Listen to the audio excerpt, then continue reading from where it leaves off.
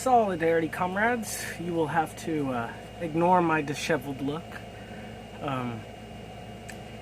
I decided to make this video because a lot of my older history and theory videos were based upon more of a Marxist-Leninist Maoist or general Maoist perspective than it was on a Marxist-Leninist perspective, which I hold now. One of the videos I made was called the Sino-Soviet Split, a product of revisionism. Now, you'll see by the name of this video that I have a different cause. I've aimed at a different cause for the Sino-Soviet Split now, and I'm here to tell you why the Sino-Soviet Split is a product of not revisionism, but ultra-leftism. Now, many people will say, after the death of Stalin and the secret speech of Nikita Khrushchev in 1956 was the end of socialism in the Soviet Union. And many will say it is the fall of the Bolshevik Party to revisionism and capitalist roadsters. Now, my feelings on Nikita Khrushchev has never changed from that past video. Nikita Khrushchev was a revisionist, and he had his revisionist allies within the party. There was revisionist actions going on within the party, but for the most part, I can safely say that Soviet democracy and Soviet socialism that was established before Khrushchev ever came to power, over decades in the Soviet Union, and that couldn't be just dismantled by a change of personnel. And by the return of Leonid Brezhnev, who himself is also considered a revisionist by Maoists, which he isn't. Brezhnev was a great Marxist-Leninist and the leader of the Soviet Union during some of its most active internationalist activities. And also, I'm not sponsored by Diet Coke. I just need to throw away my trash. So, why did, if it's not because of Soviet revisionism, then why did the Chinese take this insane position to decry the Soviets as a bigger enemy than American imperialism with their social imperialism? Well, social imperialism first started coming about as a term used by Trotsky and his allies after his expulsion from the Soviet Union, when he began speaking of it as a degenerative worker state after Stalin became the leader of the Bolshevik Party. Now, this term was later adopted by the Chinese Communist Party and the Albanian Party of Labor, or the Party of Labor of Albania, and later other New Left Maoist movements and Marxist-Leninist Maoist movements and Hojist movements started using this as well. And this term is absolutely meaningless, social imperialism. Everyone knows that a Marxist, or at least a Marxist-Leninist, and every ideology based off Leninism, we adhere to Lenin's theory on imperialism, which we, of course, adapt and advance to modern conditions. But social imperialism isn't a part of that theory. It's actually imperialism is a dialectic truth. It can be explained out of its with its relationship with socialism, and this thing called social imperialism doesn't exist in a dialectic analysis. It's either imperialist or it's not. There's no in between. There's no such thing as like, oh, it's kind of imperialist. It's social imperialism. Social imperialism is not real. It's a buzzword used by ultra-leftists to decry things that they don't see as puritanical enough to their ideology, to fit their strict standards of what socialism is. Now, when it comes to China in the 1960s until the mid-1970s, and even the late 1970s, from the 60s to 1980, China had a problem. At this point, Mao Zedong was very old.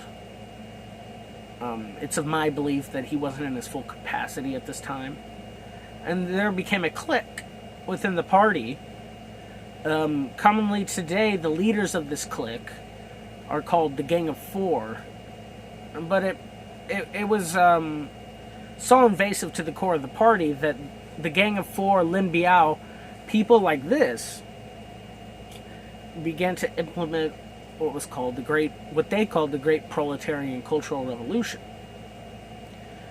Now, the Cultural Revolution was an attempt to do many things.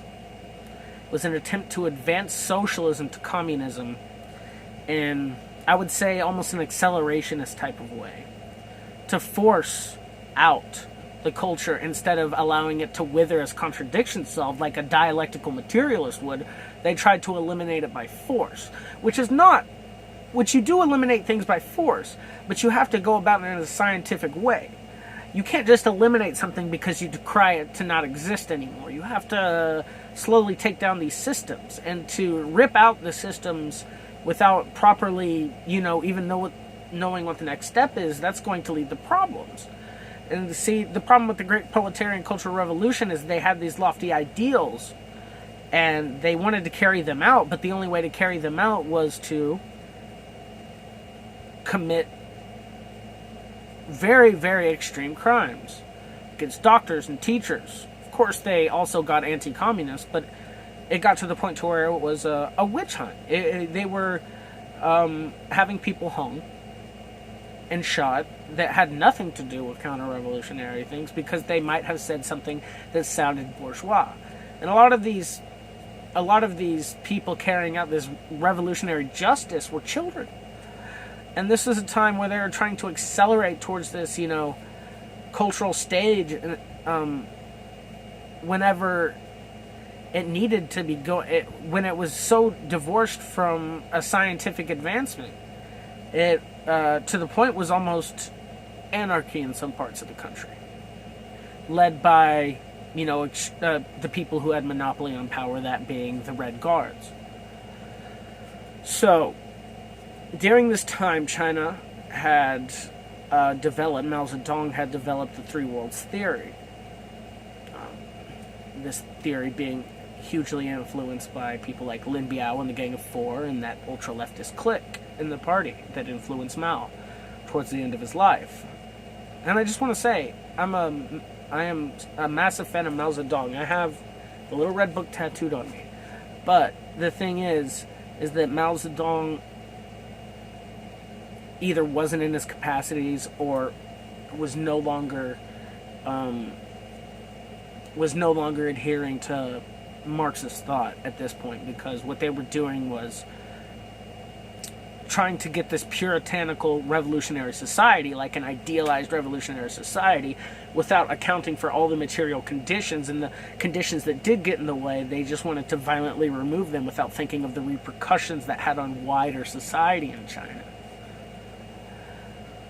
And so during this time, Mao came up with the Three Worlds theory. Very incorrect Three Worlds theory. I've mentioned this before in that time, when he decried the Second World, the socialist bloc.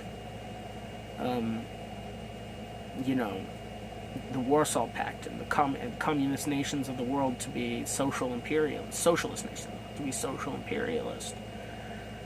And it was this break in the communist movement, I think it was nearly a 50% drop in the communist movement's membership internationally.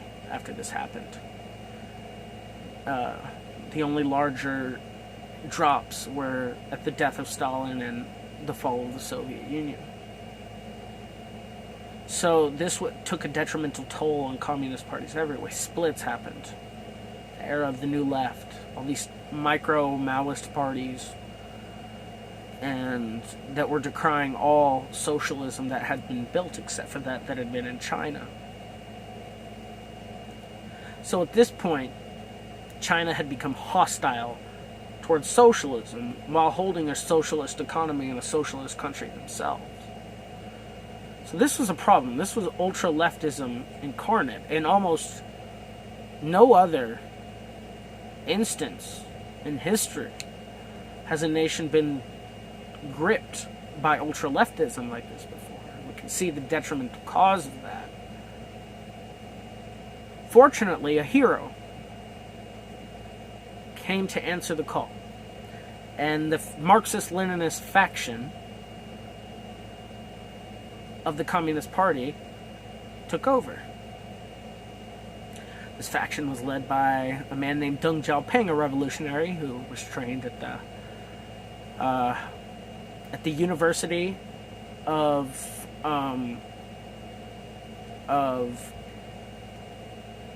East Asian, or the University of the Toilers of the East.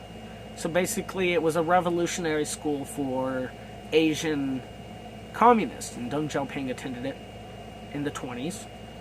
And he joined the revolutionary movement in the 30s, either that or in the late 20s, I can't quite remember. He participated within the government the entire time and was an advocate against this ultra-leftist stage. And he brought a reformation to the country, a much-needed reformation. And it was based not in the want of capitalism, but in an analysis of the material conditions.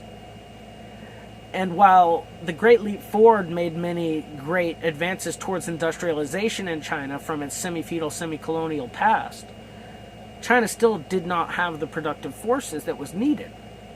So Deng Xiaoping based the Reformation out of ultra-leftism back into Marxism-Leninism. And that's what people don't understand. He based this off of Mao's earlier theory, what the People's Republic of China was founded on. The National Democratic Revolution of China established the People's Republic of China, a people's democracy. Not a socialist democracy, a new democracy. A democracy led by the Communist Party under proletarian control and authority, but allowed limited existence of petit bourgeois, and to create productive forces, as well as uplifting peasantry into working class farmers and industrial workers and massive industrialization. But the proletarian revolution stifled this greatly due to its idealistic, inefficient ways of dealing with economics. And so Deng Xiaoping and his cadre brought China out of this ultra-left period, had a period of reconciliation with the Soviet Union towards the end of its life. And we can see that new democracy in China has worked tremendously, and it seems to be very soon shifting to proletarian democracy. I think that the first institutions that need to be addressed before doing that is imperialism, global imperialism, before we can shift to such a society which the people of the Cultural Revolution were trying to push for so quickly. And I understand it, but this is the difference between ultra-leftism and Marxism-Leninism. Ultra-leftism has this picture of socialism which cannot be broken or changed. They can't fathom the peculiarities of each nation. They can't fathom that material conditions change the way that socialism works. Socialism will never look the same anywhere. And so the Sino-Soviet split that took such a detrimental toll on not only the communist movement, but to this day still affects the thought of many well-meaning people that fall into this ultra-leftist ideology, because ultra-leftism is very, very easy to get into. It has a lot of good sounding words, a lot of simple explanations, a lot of polemics, with a lot of rhetoric and jargon. But when it comes down to it, when you actually learn the dialectic well, like I did, over time I shifted from a Marxist-Leninist Maoist to a Marxist-Leninist because I learned about how to apply dialectical materialism and use dialectical materialism, and came to the conclusion that there's no need to advance beyond Marxism-Leninism, because Marxism-Leninism is a science. You don't need to change the science. The science changes on its own. It adapts to the changing material conditions based on a scientific process rooted in dialectical materialism and historical materialism. And that's the problem with these, with ultra-leftism and Maoism, and the ultimate break with the international communist movement that the Maoists had. And I think it's a massive issue, and I think it's important for people not to fetishize and romanticize such a violent and horrifically poor part of China's history, especially when the subsequent years of Deng Xiaoping and modern China to this day have resulted in socialism building such a beautiful, safe, wealthy society for its working class people. And if you're against the wealth of the working class and you fetishize poverty and you fetishize revolutionary violence, frankly, you're dangerous to the movement, and you need to rethink your priorities if you want to actually contribute to constructing socialism, and not just think about going around fetishizing revolutionary deeds. Anyway, yeah, I think that this video was necessary because my position on the Sino-Soviet split and why it happened has changed, and I thought that it was important to update my my thoughts. And I just want to mention that I have not made a lot of videos recently. I never really do. I have executive dysfunction. It's pretty hard for me to get these videos done, but I'll continue to try to finish what I've started in some of those readings, and continue to also talk about other things in regards to communism. Black Lives Matter. Abolish the police. Solidarity. To all the comrades, stay safe out there and wear a mask.